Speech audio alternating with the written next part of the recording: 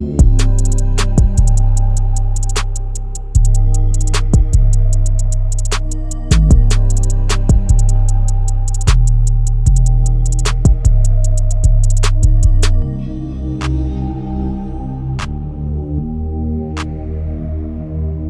back to the Team to Beat Miami Heat podcast, your one-stop shop for daily Miami Heat content. My name is Amir. So for today's episode, want to talk about some rumors and some speculation out there that the Miami Heat are not done making moves this offseason. We just recently acquired Norman Powell from the Los Angeles Clippers in a huge trade where we basically got him for nothing. And folks are happy that Pat Riley finally acquired someone that can help this Miami Heat offense. He is someone who scored 21 points per game last year, shot 42% from three, shooting over 7 threes per game, and someone that could definitely help out Tyler Hero. I think they're going to help each other and they're going to be able to play off each other very well. And I'm excited for that addition. And apparently, Pat Riley's not done. So I was watching Tobin today. He had a great video talking about how Pat Riley supposedly is still going to make some moves, has some tricks up his sleeve, and he wants to compete. He wants to take advantage of a weak East. Like the East is potentially going to be weak. The team that won the East, that went to the finals this past season, is not going to go to the finals again. Tyrese Halliburton tore his Achilles, is out for the season. The Indiana Pacers are screwed. Can they compete in the East? No. They'll probably be a 10th seed, maybe. Like they do have some good young pieces, perhaps, but they're probably at best a 10 seed fighting to get in the play-in. I mean, they lost Miles Turner as well. The Boston Celtics are not going to be as good. They're still going to be decent. They obviously have Derek White. They still have Jaylen Brown and a few other players, but Jason Tatum is probably out for the year. Kristaps Porzingis traded to the Hawks. Drew Holiday traded. Al Horford probably going to sign with the Warriors. So they have lost depth and their best player essentially. So they might be out of the mix. And then the Bucks, they lost Damian Lillard, who's an all-star, scoring 25 points per game. The Bucks are screwed. So this gives the Miami Heat chance, theoretically, an opportunity to compete in the East, especially now that they had Norm. Without Norm, I don't think they would have been able to compete. But right now, we still have a solid roster. We have Bam, Tyler, Norm. We have Wiggins also, who is in his prime and has been getting slandered. A lot of Miami Heat folks want to trade him.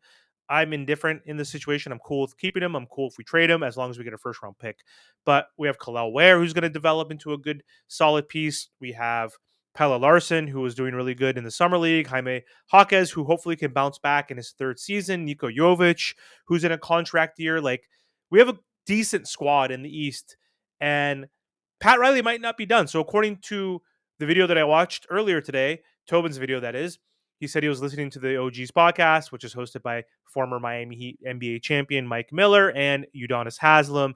And Mike Miller was insinuating that, he doesn't think the Miami Heat are done in terms of making moves. They said basically he thinks that Pat Riley is going to make another move or another trade before this offseason. So does he know? Like apparently he is an agent. I didn't even know he's an agent. I thought he was coaching in Tennessee or something recently in college, I thought, but apparently he's Paolo Banchero's agent, which is huge because he just got just a lucrative giant 5-year contract worth like almost 300 million. So good for Paolo, good for Mike Miller. But apparently Mike Miller is thinking that there's going to be some other move that could be made. And obviously, he's best friends with Udonis. He is a former Miami Heat player. He has ties to different players throughout the league as an agent. So, what does he know? And Udonis can't say anything. Obviously, that would be maybe a form of tampering if he did know something because he is an executive. He is I think the VP of player development or operations or whatever it's called. And UD didn't say that specifically, but Mike Miller did, who is not associated with the Miami Heat's front office. He's just a former player and an agent representing different players in the league. So thought that was interesting that he's saying that.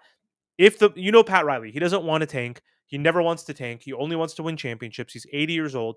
How much time does he truly have left with this Miami Heat organization as the president of basketball operations? We don't know. He wants to win. He's a champion. He's won a championship as a player. He's won multiple championships. What, 5, 6 championships as a coach? As an executive, he's won a few championships as well. So he's won at every single level as a player, as a coach, and as an executive. He wants to win another championships.